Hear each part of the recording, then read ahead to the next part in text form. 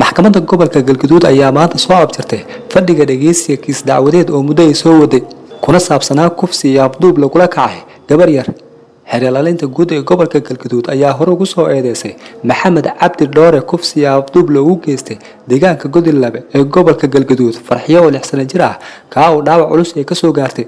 xeelalaaliye ku-xigeenka maxkamadda gobolka Galgaduud Cabdixakiim Maxamed Xirsi ayaa ku soo bandhigay maxkamadda cadeemo iyo qiraalo laga qoray eedeysanaha oo dhigaya falka sida uu dhacay. wuxuuna ka codsaday maxkamadda in iqaab adag garka loo suro eedeysanaha ku taariikhaysnaa 2021 uu asagu ka qirtay maxkamadda horteeda suulkana laga saaray qiraal maxkamadeedu.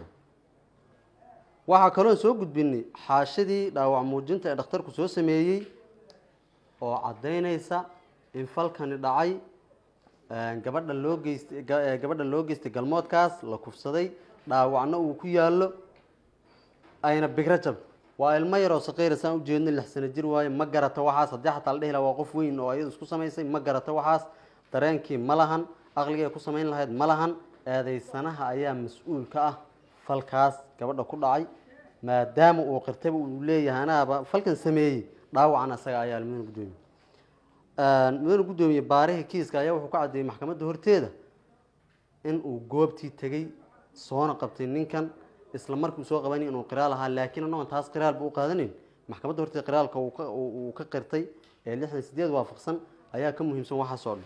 waxaan rabnaa maxkamadda inay soo gudbin dhibanihi ayaa maxkamadda horjooga maxkamadduna waa wareysatay waana aragtay cadeyntana waa laga qoray.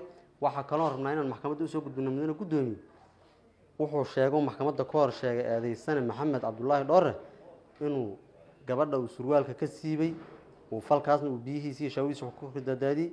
waxaan rabnaa inaan soo gudbino cadeyn ahaan surwaalkii gabadha ay wadatay uu ka siibay oo biyihii ku halaabay ay ku daadsan yihiin. dhan kale garsooraha maxkamadda gobolka Galgaduud Axmed Salaad Kulane ayaa ku xukumay eedeysanaha 5 sano oo xabsi ah iyo 2 neef oo geel ah oo ah magta gabadha. xukunka maxkamadda gobolka Galgaduud waxa uu cadaatay in eedeysane Maxamed Cabdi Dhoore uu yahay dambiile galay fal dambiyeedka ku xusan qodobka 398 ee xeerka ciqaabta Soomaaliyeed. sidaas darteed si waafaqsan qodobka 123 xeerka ciqaabta Soomaaliyeed waxay ku heshay eedeysanaha fal dambiyeedka lagu soo eedeeyay ee ku xusan qodobka 398 xeerka ciqaabta Soomaaliyeed waxayna u aqoonsatay inuu yahay dambiile. waxay ku xukuntay dambiile Maxamed Cabdi Dhoore in Aamina Xasan Jimcaale 5 sano oo xarig ah iyo 2 halaad oo ah magti dhibane farxiyo cali Maxamed. waxaa loo cuskaday xukunka asbaabaha sare ku xusan cidaan ku qancin waxaa u furan racfaan muddo 30 bari ah.